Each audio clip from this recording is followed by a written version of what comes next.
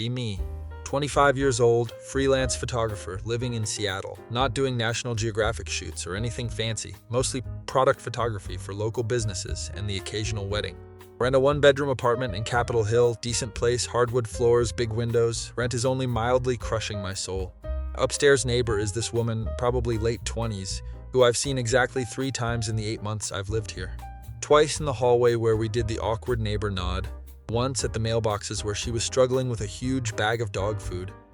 Offered to help, she said she was good. That was the extent of our relationship. Fast forward to last Tuesday.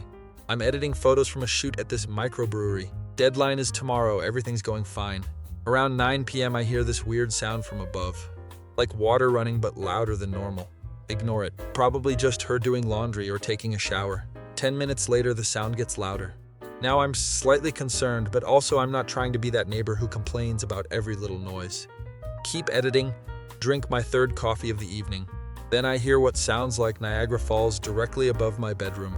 Stand up to investigate and notice the ceiling light in my hallway is flickering. Walk toward it and see a water droplet fall from the fixture. Then another, then suddenly it's raining indoors. Water is literally pouring through my ceiling light, through a crack that's forming in the drywall, just absolutely flooding my hallway. Panic mode activated. Grab every towel I own, throw them on the floor, completely useless against the volume of water. My hardwood floors are turning into a lake. Run to my door, sprint upstairs, start banging on her apartment door. Hey, there's water pouring through my ceiling. Here scrambling inside. Then the door flies open. She's standing there in sweats and an oversized veterinary clinic t-shirt. Hair soaking wet, looking absolutely horrified. Oh my god, I know, my washing machine exploded. Exploded is apparently not an exaggeration. I can see behind her into the apartment, and there's water everywhere. Her entire kitchen floor is flooded. Water is actively flowing toward the hallway. I already called maintenance, but they said it'll be an hour. An hour! My apartment is flooding right now. We both just stand there for a second in mutual panic. Then she grabs her keys. Show me. We run downstairs to my apartment. She walks in and her face goes pale. The ceiling has a huge water stain now, still dripping steadily. My couch is soaked. My camera equipment, thank God, is on the other side of the room. Water is spreading across the floor toward my bedroom. Holy shit. Yeah, holy shit indeed. She immediately starts helping me move furniture. We're frantically trying to save what we can. She grabs my laptop off the coffee table just as water reaches it. Where's your breaker? We need to kill power to the lights before something shorts. Smart. Didn't even think of that. Show her the panel. She flips the breakers for the hallway and living room. We work in slightly dimmer lighting now, but at least we probably won't die in an electrical fire. Maintenance guy finally shows up an hour later like he said. Older dude named Roger, seen him around the building. He surveys the damage and just whistles low. Yeah, this is bad. Washing machine hose burst upstairs, flooded straight through. Gonna need to file an insurance claim. Probably take a week to dry everything out and repair the ceiling. Can you stay somewhere else for a few days? Already mentally calculating which friend's couch I can crash on. Trevor's place is tiny and he has a roommate. Connor just got a puppy that pisses everywhere. My parents live 2 hours away, and my mom will ask 10,000 questions about why I don't have renter's insurance. I do have insurance, but the deductible is going to hurt. Upstairs neighbor speaks up. This is completely my fault. You can stay with me until your place is fixed. Roger, me, and her all stand there in awkward silence. You don't have to do that. I'll figure something out. No, seriously, I have a spare room. Well, it's my office, but there's a futon. This is my mess. She looks genuinely guilty. I feel terrible. It's the least I can do. Roger is nodding like this is a great solution, probably because it means less paperwork for him. All right then, I'll get a crew here tomorrow to start the dry out process. He leaves. It's just me and upstairs neighbor standing in my partially flooded apartment. I'm really sorry about this. It's not like you exploded your washing machine on purpose. I mean, technically I did ignore the weird noise it was making for like 3 weeks. That might have been a factor. We both kind of laugh because what else are you going to do? Spend the next hour salvaging what I can from my apartment. She helps me carry my camera equipment upstairs, then clothes, toiletries, laptop. Her apartment is still damp, but she's cleaned up most of the water. There's industrial fans running that maintenance must have dropped off. Her place is bigger than mine, 2 bedrooms, lots of plants, photos of her with a golden retriever. Is that your dog? Yeah, Biscuit. He's at my parents' place this week while I'm working doubles. You're a vet? Vet tech, working on my DVM though. Makes sense with the scrubs I saw hanging in her hallway. She shows me the office spare room. It's small but fine. Futon looks decent. There's a desk with textbooks and vet manuals. Bathrooms down the hall. Help yourself to anything in the kitchen. Seriously, thank you. I'll be out of here as soon as my place is dry. Don't worry about it. Honestly, I feel awful. That night is weird. I'm lying on a futon in a stranger's apartment, listening to industrial fans hum. Keep thinking about how I don't even know her name. 8 months of living below her and we've barely spoken. Now I'm sleeping in her office because her appliance committed suicide. Eventually fall asleep to the sound of rain outside mixing with the fans. Wake up the next morning to the smell of coffee. Check my phone, it's 7 a.m. Shuffle out to the kitchen in my sweatpants. She's already up, dressed in scrubs, making breakfast. Morning, I made extra coffee if you want some. You're a lifesaver. Pour myself a cup. She's making scrambled eggs. Want some? I always make too much. Sure, thanks. We sit at her small dining table eating eggs in semi-awkward silence. I'm Bailey, by the way. Realized we've lived in the same building for months, and I don't think we've actually introduced ourselves. I'm Nate. Nice to officially meet you, Nate. Sorry it's under these circumstances. Could be worse, at least you're feeding me. She smiles, heads out to work around 7:30. I'm left alone in her apartment, which feels weird. Spend the day working from her living room, editing photos, trying not to touch anything. Around noon, I check on my apartment downstairs. Crew is there, pulling up the wet carpet padding. Fans everywhere. Ceiling has a huge hole in it now. Roger sees me. Yeah, we're gonna need to replace about 8 square feet of drywall, refinish the floors, whole 9 yards. How long? Week minimum. Maybe 2 if we find mold. Great.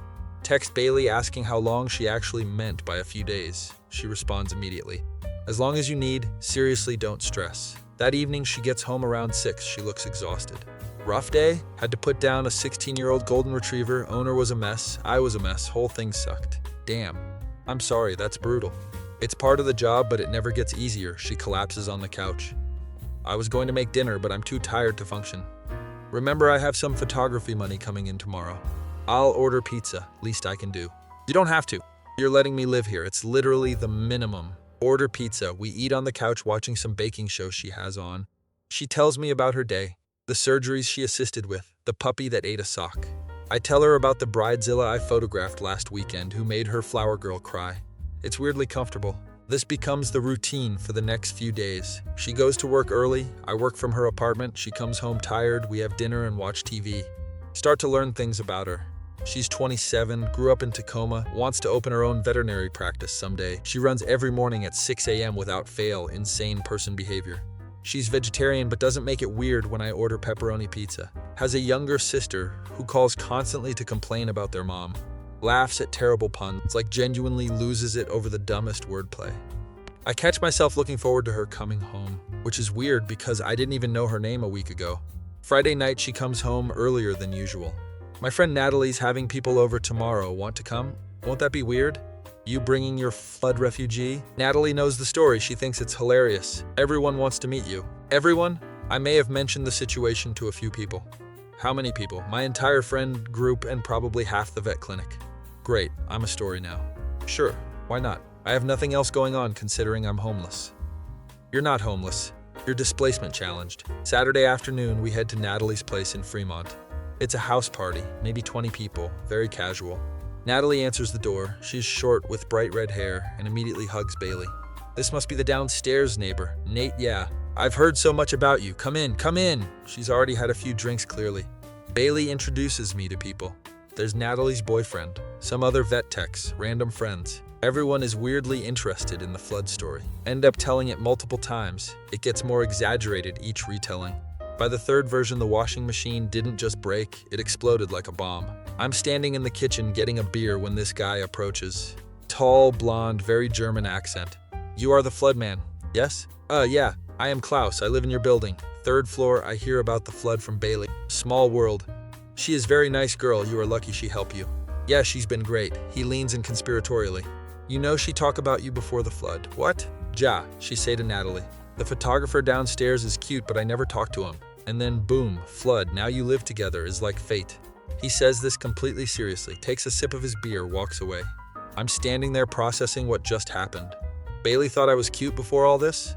Spend the rest of the party hyper aware of where she is. Catch her laughing with her friends across the room. She's wearing jeans and a sweater, instead of scrubs, hair down. Realize I've only ever seen her in work clothes or sweats. She looks really good. Oh no. I'm developing feelings for my emergency landlord. This is a disaster. Later that night, we Uber back to the apartment. She's tipsy, leaning against the car window. Did you have fun? Yeah, your friends are cool. Klaus corner you? He told me some interesting things. She sits up suddenly, very alert. What did he say? Just that you're a good neighbor. She relaxes. Oh yeah, Klaus is sweet. His English is getting better. We get back to the apartment. She's struggling with her keys. Help her with the door. She stumbles a little. I don't usually drink that much. I noticed. Get her some water. She sits on the couch. Nate, can I ask you something? Sure. Do you think it's weird that we're living together? I mean, it's definitely unusual, but not weird? No, it's been nice actually. She smiles at me, a little bit drunk, lot bit cute. Good, I like having you here. And she passes out on the couch. Grab a blanket, put it over her, go to my futon room, lie there thinking about Klaus' comment. Thinking about how comfortable I've gotten here. Thinking about how I'm going to feel when my apartment is fixed and I have to leave. Fall asleep confused about my entire situation.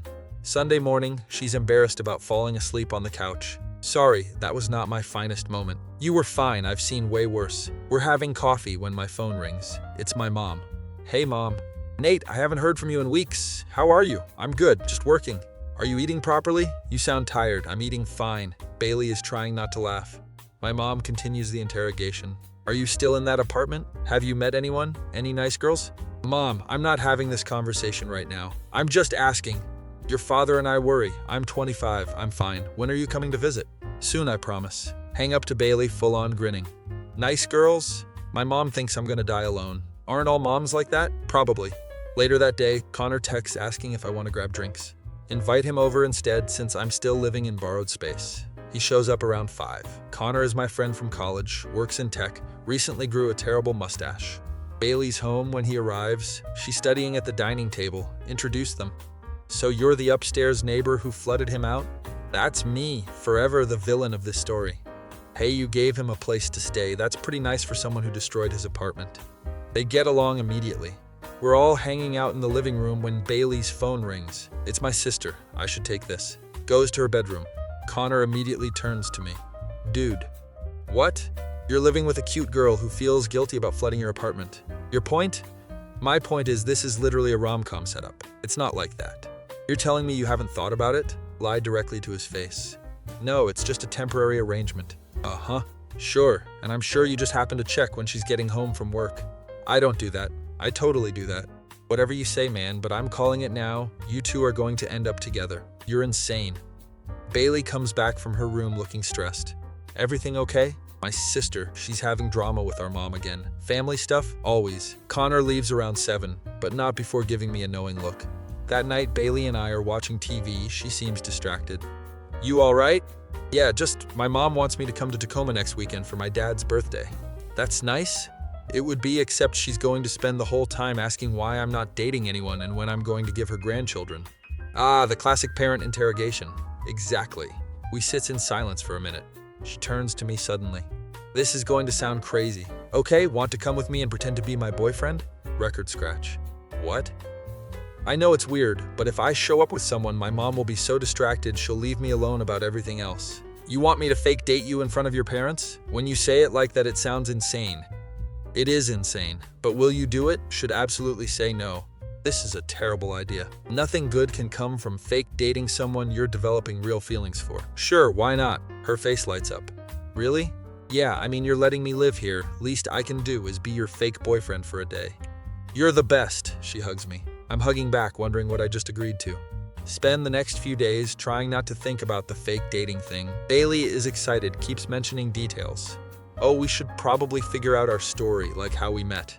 We could just tell them the truth? That I flooded your apartment and you moved in with me? Fair point, that does sound weird. Let's say we met at a coffee shop, classic. And we've been dating for 3 months? Why 3 months? Long enough to be serious, but not so long that they expect engagement. She's really thought this through. Wednesday, Roger calls. My apartment is ready. They finished the repairs, new ceiling, refinished floors. It's all done. Should be excited to go back to my own place. Instead, I feel weirdly disappointed. Tell Bailey that night. Oh, that's great. I mean, for you, obviously. She looks like I feel. Yeah, I'll move my stuff back this weekend. Right? Yeah, of course. Awkward silence. But I'm still coming to your dad's birthday on Saturday. Oh, good. I was worried you'd bail now that you're unflooded. A deal's a deal. Spend Thursday and Friday slowly moving stuff back downstairs. My apartment looks great, better than before actually, but it feels empty. Friday night is my last night in Bailey's apartment. She orders Thai food. We eat it on her couch like we have every night. I'm going to miss having you here. Yeah, it's been surprisingly not terrible. Wow, don't overwhelm me with sentiment. I mean it though, you're easy to live with. You're not bad yourself. For a refugee, we're both laughing, but there's something underneath it. So tomorrow we're heading to Tacoma early? Yeah, party's at 2, we should leave around noon. I should probably know some basic facts about you if I'm meeting your parents. Good point. She spends the next hour giving me the rundown. Dad's name is Richard, Mom is Patricia, sister is Carmen. Dad's turning 60, he's a retired high school teacher. Mom is a real estate agent and extremely nosy. Carmen is 24 and currently mad at their mom for critiquing her life choices. What life choices? She's dating a guy who's in a band. That's it? My mom has opinions. Great, I get to meet the judgmental mom while pretending to date her daughter. What could go wrong? That night I go back to my apartment for the first time. It smells like fresh paint and new carpet. Lie in my own bed, staring at my own ceiling, can hear Bailey moving around upstairs. It used to annoy me, now it's comforting. Realize I've gotten used to her being around. More than used to it, actually like it. Fall asleep thinking about tomorrow and the fake dating and how I'm absolutely gonna mess this up somehow. My face when I agreed to fake date my upstairs neighbor who flooded my apartment, and now I actually have feelings for her. Be me. Saturday morning, 11 a.m., standing outside Bailey's apartment, trying to calm my nerves. About to drive to Tacoma and pretend to be someone's boyfriend in front of their entire family. Knock on the door. Bailey answers looking stressed. She's wearing a nice dress, hair done, makeup on. Too much? No, you look great. I'm freaking out a little. You're freaking out? I'm about to lie to your parents for an entire afternoon. Right, sorry. Okay, we can do this. Get in her car, she's driving because she knows the way. Entire ride down I-5, she's coaching me. My dad loves photography. Talk to him about that. What if he asks technical questions I can't answer? He won't. He just likes looking at photos. Your mom. Just agree with everything she says. It's easier. Everything? Trust me. And Carmen, she's going to see right through this. Your sister knows we're faking? No, but she's like weirdly perceptive about this stuff. Great. We pull up to this nice suburban house around 1:30. There's cars everywhere, balloons on the mailbox. Bailey takes a deep breath. Ready as I'll ever be. We walk up to the door, she grabs my hand. Her hand is smaller than mine, fits perfectly. Focus, this is fake. Door opens before we even knock. Woman in her 50s, looks like an older version of Bailey. Bailey? You're here, she hugs Bailey, then immediately looks at me. And who is this? Mom, this is Nate, my boyfriend. Boyfriend, weird to hear out loud. Her mom's eyes go wide. Boyfriend. You didn't tell me you had a boyfriend. I'm telling you now. Her mom pulls me into a hug. It's so nice to meet you. Come in, come in. Inside is packed with family. Older relatives, cousins, kids running around. Bailey's dad is in the living room, tall guy with gray hair. Dad, this is Nate. He shakes my hand with a firm grip. Nice to meet you, son. Heard a lot about you.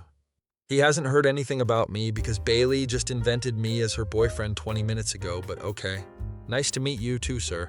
Richard, please. Sir makes me feel ancient. Younger woman appears, mid-20s, Bailey's sister clearly. Carmen, they hug. Carmen looks at me with suspicious eyes. So you're the mysterious boyfriend. That's me. Interesting. Bailey's never mentioned you before this week. Bailey laughs nervously. I wanted to make sure it was serious before introducing him to everyone. 3 months is serious? How does she know it's 3 months?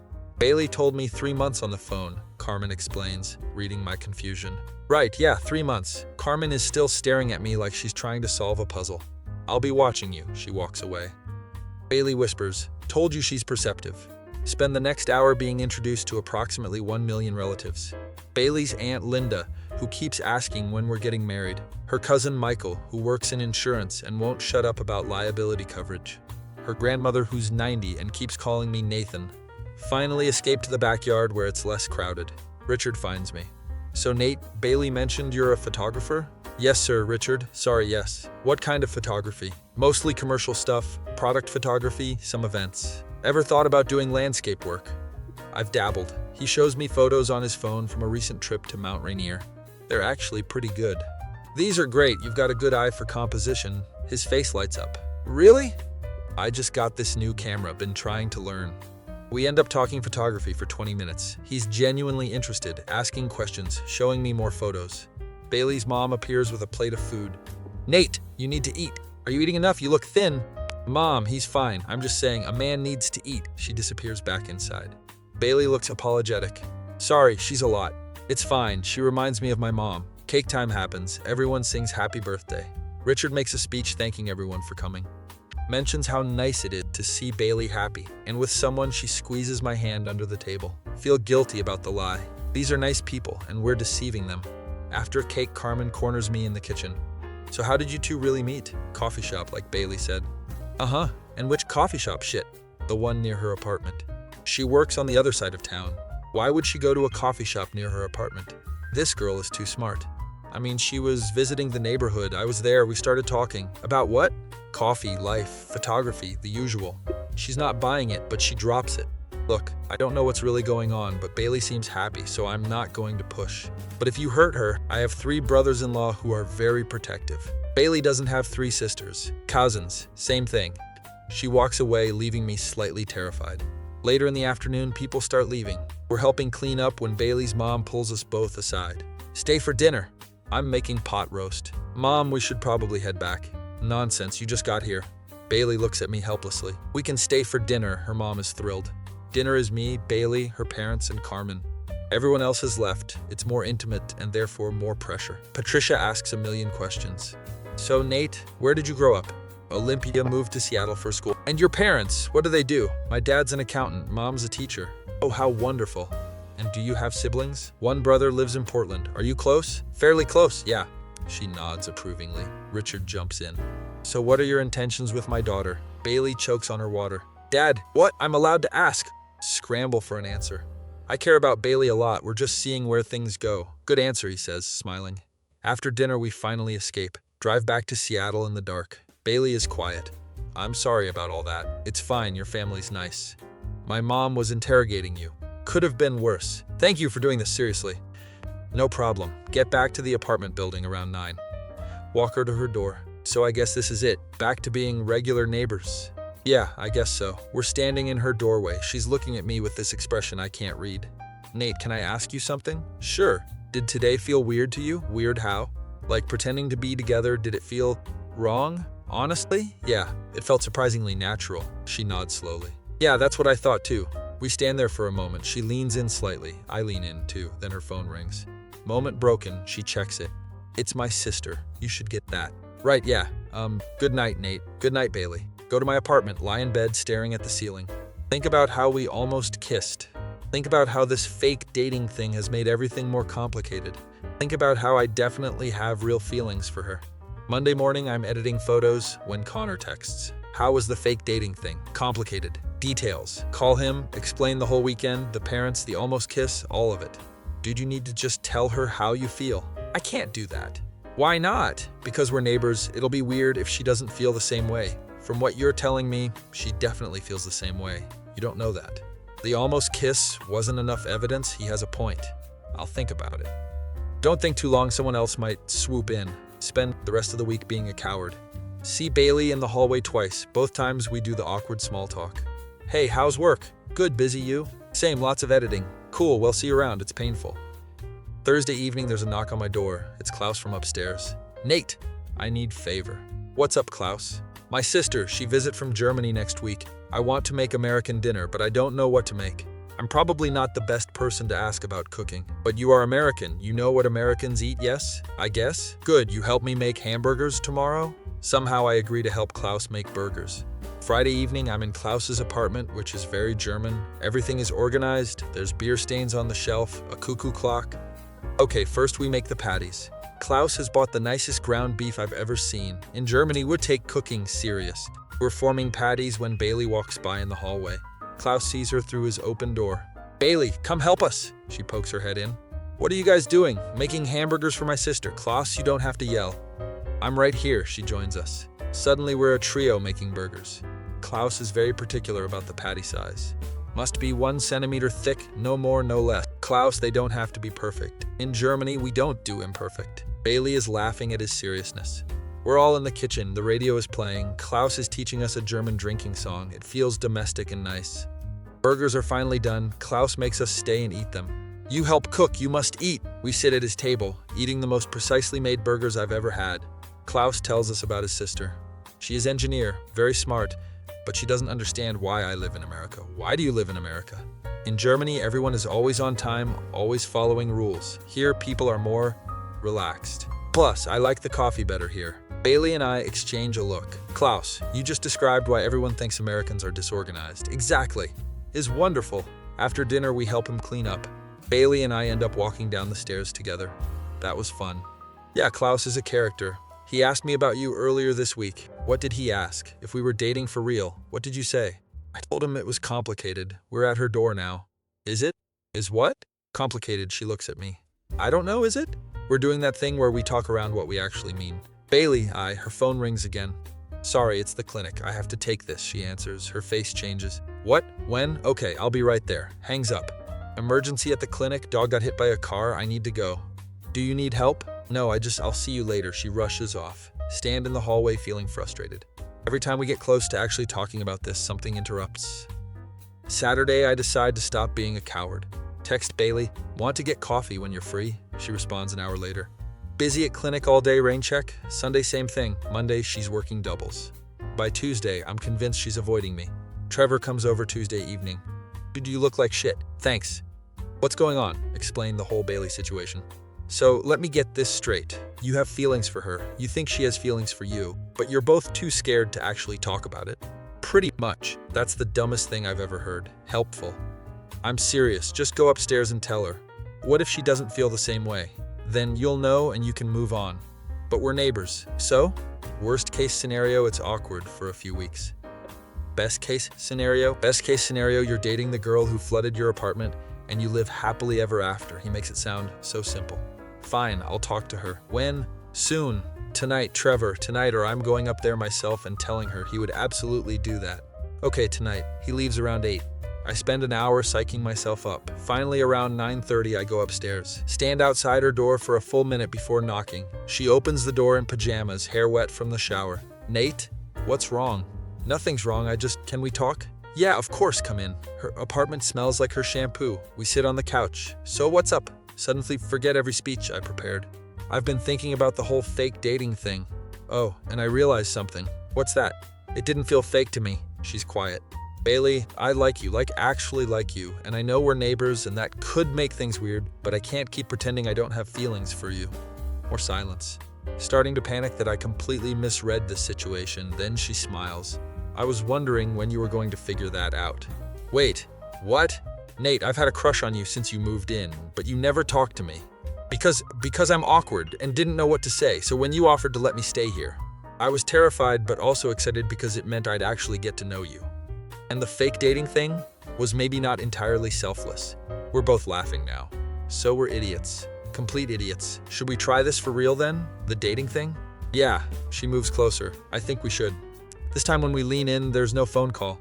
Kiss her. She kisses back. It's perfect. Pull away after a minute. I should probably take you on an actual date. That would be nice. Tomorrow, I have a shift until 6.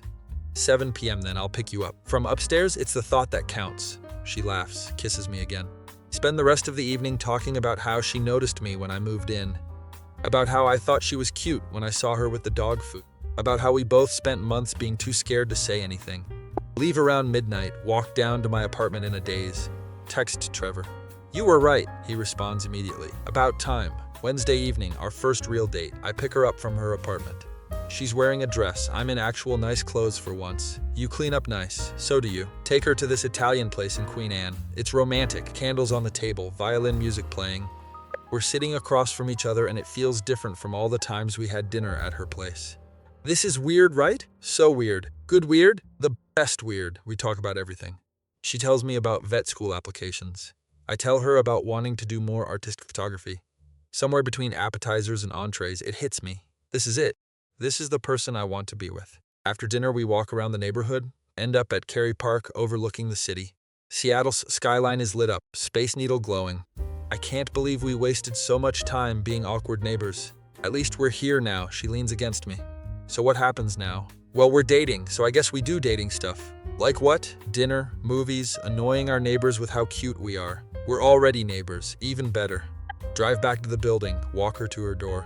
This was perfect. Yeah, it was.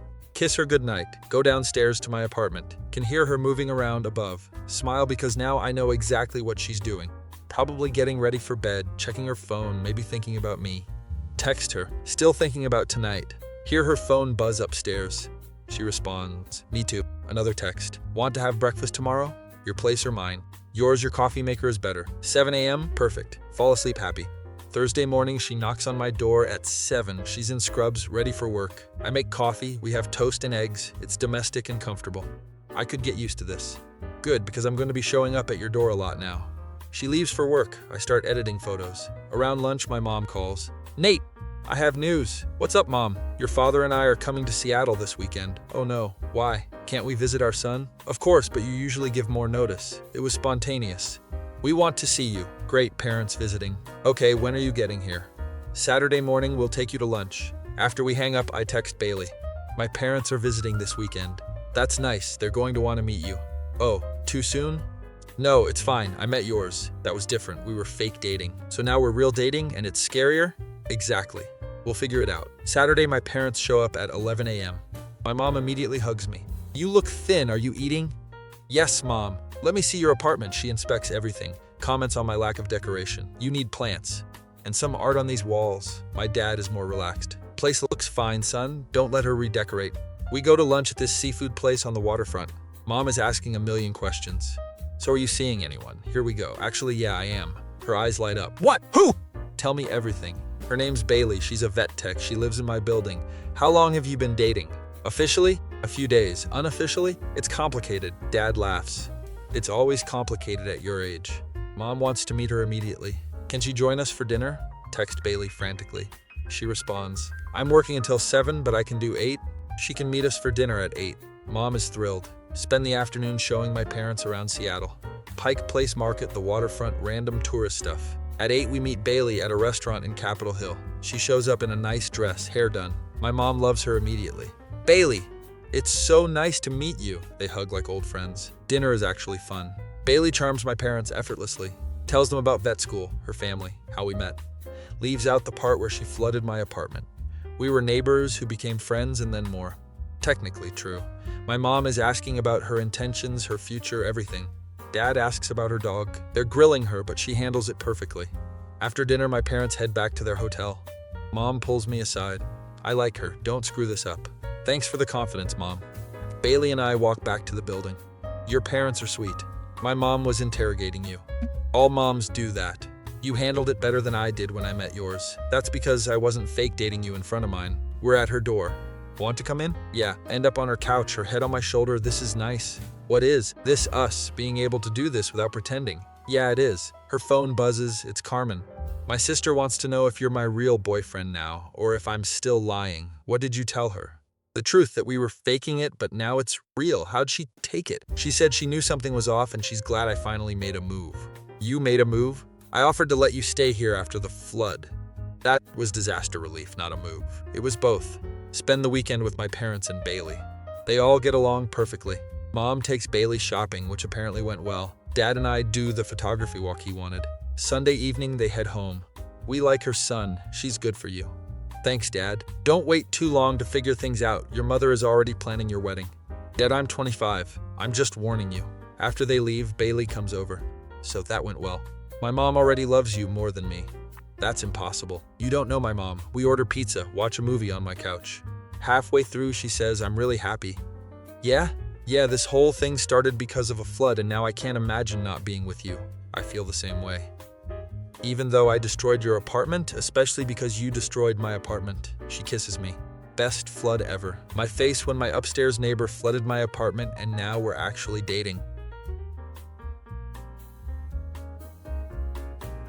Be me. 2 months into officially dating Bailey. Life is weirdly perfect. We live in the same building, which most people would think is too much too fast, but it actually works.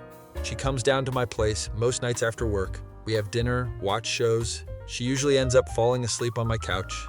Other nights I go up to hers and we cook together. Klaus has made us his official taste testers for all his German recipes. Nate, Bailey, come try my schnitzel. It's become a regular thing. Weekends we actually go on dates like normal couples. Coffee shops, movies, hiking. All the standard stuff. Except it's better because we already know each other's weird habits. She knows I'm useless before my second coffee. I know she has to check her phone every 20 minutes in case the clinic calls. One Saturday, we're at the farmer's market when we run into Natalie and her boyfriend. Bailey! Nate! Oh my god, you guys are actually together now. Yeah, we figured we should stop being idiots. Natalie is ecstatic. I knew it! I told Isabel you two had chemistry at the party. We end up grabbing lunch with them. Natalie tells embarrassing stories about Bailey from vet school. There was this time she tried to give a cat a bath, and we don't need to relive that, Natalie. The cat was fine. You had scratches for weeks. It's nice seeing Bailey with her friends, seeing this whole other side of her life. Later that week, I have a wedding shoot. Bring Bailey as my +1/assistant. She helps carry equipment, keeps the flower girl entertained between shots. Bride is actually nice for once, not a bridezilla. You two are so cute together. How long have you been dating? Few months. You look like you've been together forever. Bailey smiles at me. It feels like it sometimes. After the shoot, we're packing up. You're really good at this. At what? Your job, the way you direct people, make them comfortable. Thanks, I've been doing it a while. You should do more of what you love, not just product photography. She's right. I've been taking the safe commercial gigs because they pay well, but I got into photography because I loved it. I've been thinking about that actually. Yeah? Maybe try to do more weddings, portraits, artistic stuff. You should. You're too talented to just photograph shoes all day. We drive home and I'm thinking about making changes. About taking risks. Feels easier knowing Bailey's there. Following Tuesday, Connor comes over. Haven't hung out with him one-on-one since Bailey and I got together. He brings beer and his terrible mustache, which has somehow gotten worse. Dude, you need to shave that thing. My girlfriend likes it. Your girlfriend is lying to be nice. We're drinking beers on my couch. So how's domestic bliss? It's good, really good. You guys getting serious? I mean, yeah, I think so. Have you said the L word yet? Freeze mid-drink. No. Do you love her? Think about Bailey, how she texts me random facts about animals. How she leaves her work shoes by my door because she forgets them. How she laughs at my terrible jokes. How coming home means seeing her. Yeah, I do. Then tell her, man. What if she doesn't feel the same way? Dude, she's literally with you every day. I think you're safe. He's probably right. Probably. Spend the next few days looking for the right moment, but there's never a perfect time. Thursday evening, we're watching some cooking show. She's half asleep against my shoulder. It feels so natural and comfortable and right. Bailey, I love you. She sits up, suddenly very awake. What? I love you. I've been trying to find the right time to say it, but she kisses me. I love you too. Really? I've wanted to say it for weeks, but I was scared. Of what? That it was too soon or you'd think I was crazy. I think we established we're both crazy during the fake dating thing. She laughs. Fair point. So we love each other. Guess so. Cool. Very cool. We go back to watching the show, but now everything feels different. Better. Weekend comes and Bailey asks if I want to go to Tacoma. My dad's having a barbecue family thing. Do they know we're actually dating now? Oh yeah, I told them like a week after the birthday party.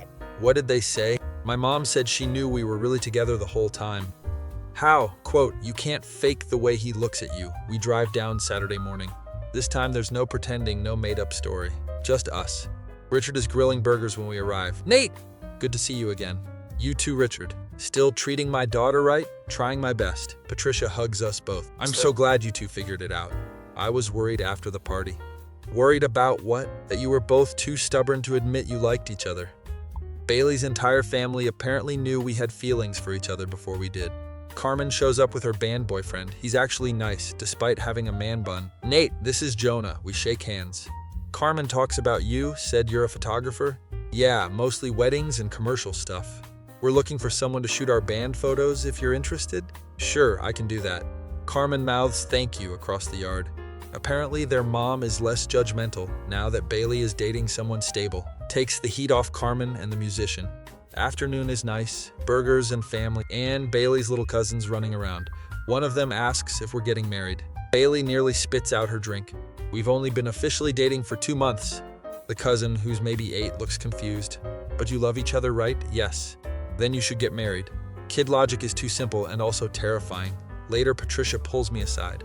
Nate, can I give you some advice? Sure. Don't rush, but don't wait too long either. What do you mean? Bailey's been hurt before. Took her a long time to let her walls down. The fact that she's with you means she's serious about this. I'm serious too. I know, I can see it. Just don't let fear hold you back from being happy. She walks away, leaving me with a lot to think about. Drive back to Seattle that evening. Bailey's quiet. You okay? Yeah, just thinking about what my mom probably said to you. She told me you've been hurt before. Bailey nods. Yeah, dated this guy in undergrad, thought we were serious. Turned out he was seeing someone else the whole time. Ouch.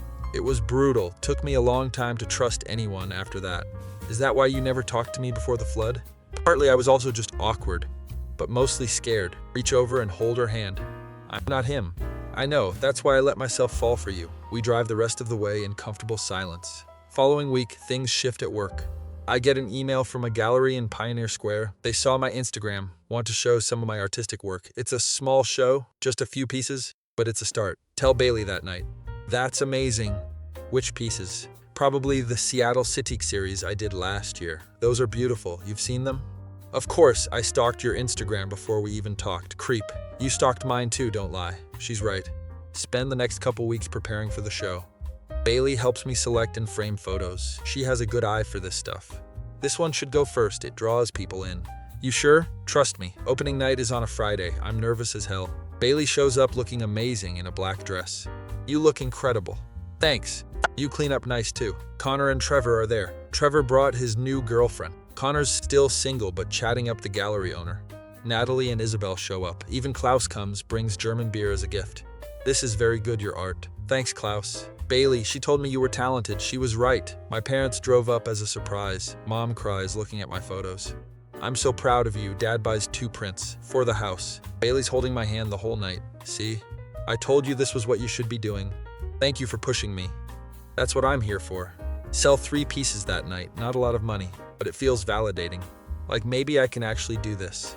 After everyone leaves, Bailey and I walk through the empty gallery. Just us and my photos on the walls. How do you feel? Like I finally did something I actually wanted to do, instead of just what was safe. I'm proud of you. I'm proud of us. Use? Yeah, you pushed me to do this, supported me, showed up tonight. We're a team. Kiss her in the empty gallery. It's romantic and perfect. November comes and with it Seattle rain. Constant gray skies, everything is wet. Bailey's busy with vet school applications. She's stressed, studying for entrance exams, writing essays. I try to help where I can. Make her coffee, quiz her on biology, keep her fed when she forgets to eat. One night she's at my place, textbooks everywhere. She's been studying for 6 hours straight. Take a break, I can't. The test is in 2 weeks. Bailey, you're going to burn out. I need to do well. You're going to do great. She looks exhausted.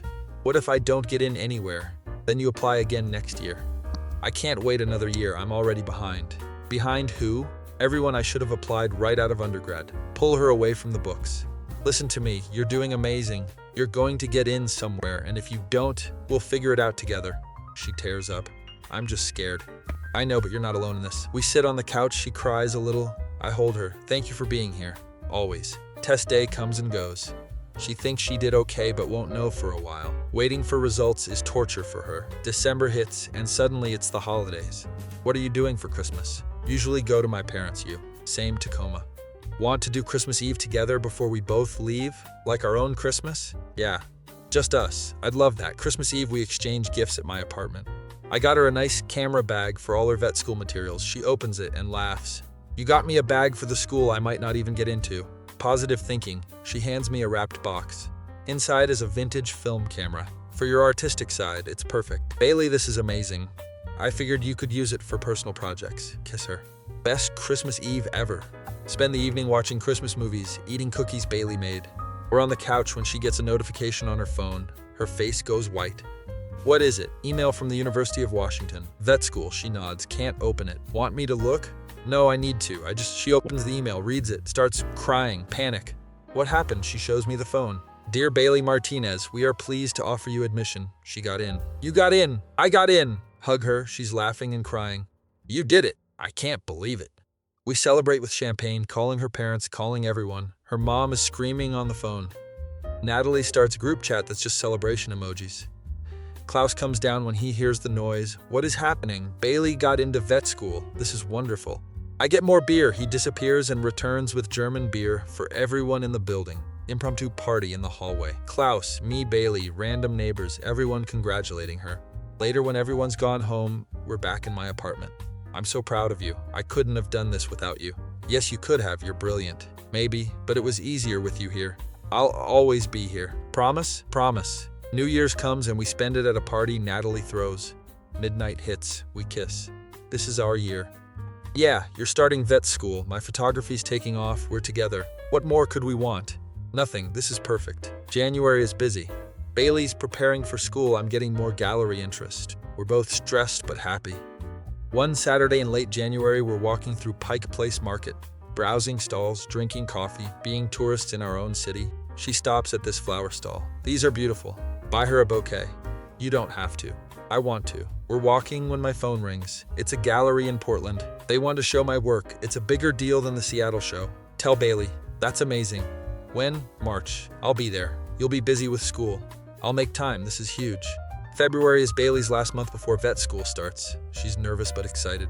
We're at her apartment one evening. What if I'm not good enough? You got in. They think you're good enough. Imposter syndrome is real. So is your talent. She leans against me. What if we don't have time for each other once school starts? We'll make time. How? We live in the same building. I work from home. We'll figure it out.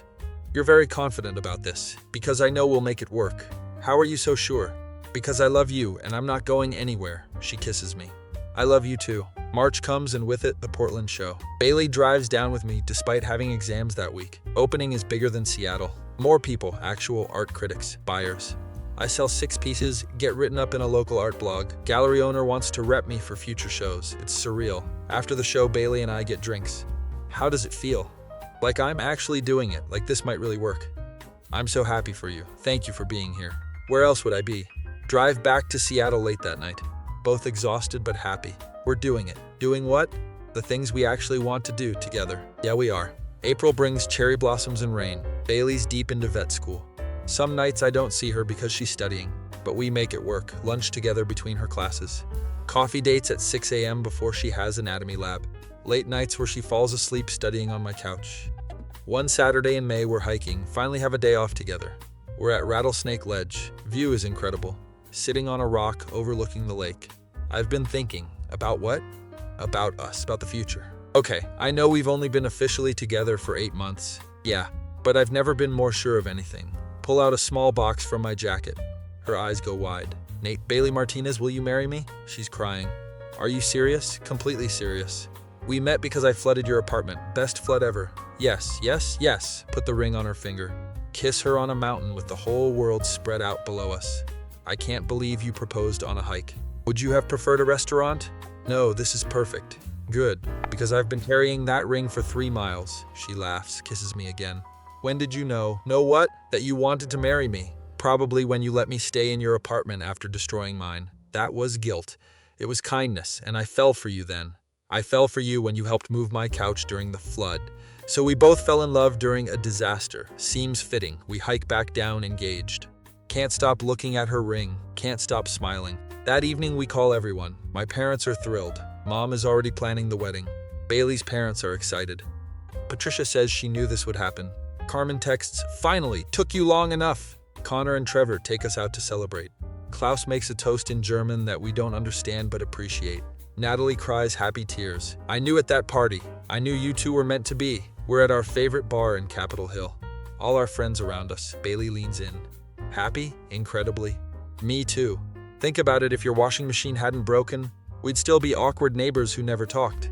Worst timeline, the worst, so we should thank the washing machine. It sacrificed itself for true love. We're laughing. When should we get married? I don't know, next year maybe? Give you time to get through first year of vet school. That works, spring wedding? Whatever you want. I just want you. Kiss her in a crowded bar surrounded by everyone we love. 6 months later, we're planning the wedding. It's small, just family and close friends. Ceremony at a garden in Tacoma. It's a perfect September day. I'm standing at the altar with Trevor as my best man. Natalie is Bailey's maid of honor. Music starts. Bailey walks down the aisle with her dad. She looks beautiful. We say our vows. Hers includes a joke about flood damage. Mine includes a promise to never judge her 6 a.m. runs. We exchange rings. I now pronounce you husband and wife. Kiss my wife. Reception is at her parents' house. Same backyard where we fake dated. Remember when we pretended to be together right here? That was less than a year and a half ago. Feels like longer, in a good way, the best way. We dance, eat cake, celebrate. Klaus gives a toast that starts in German and ends in English. To Nate and Bailey, who found love in a flood. Everyone laughs and drinks.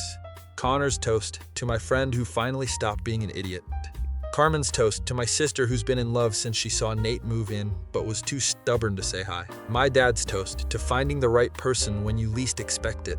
Bailey's dad's toast to the man who makes my daughter happier than I've ever seen her. Evening ends with us leaving in my car, cans tied to the bumper.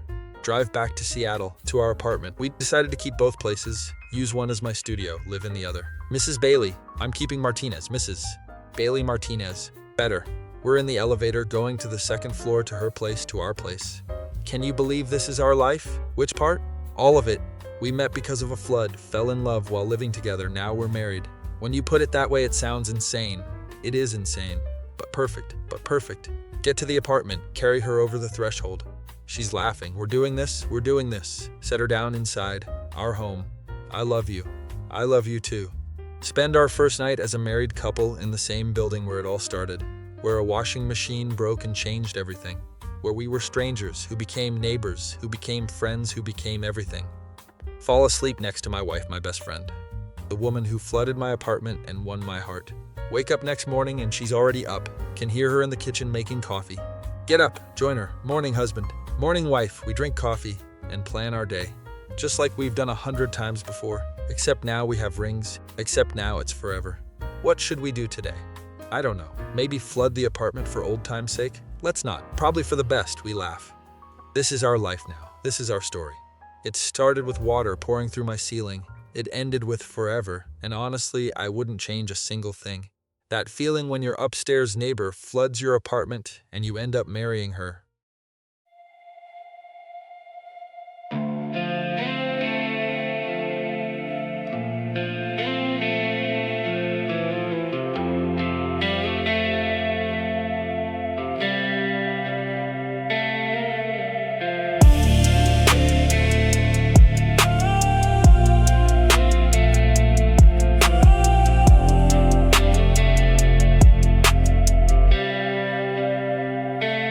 Water dripping through my ceiling at 9 p.m.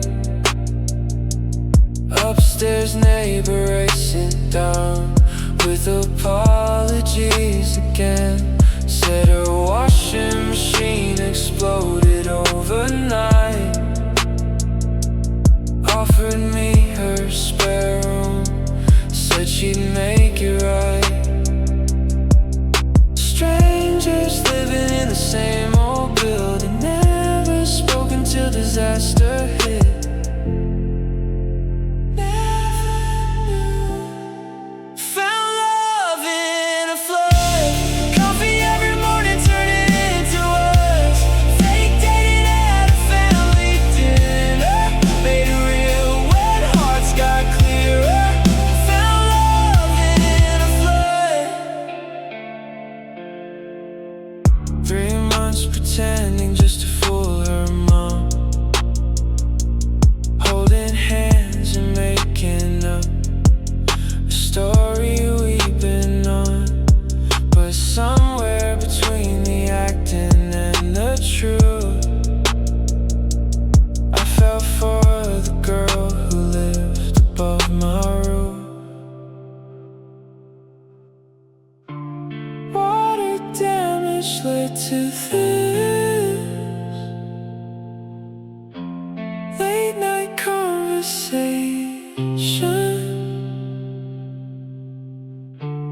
Morning coffee ritual bliss.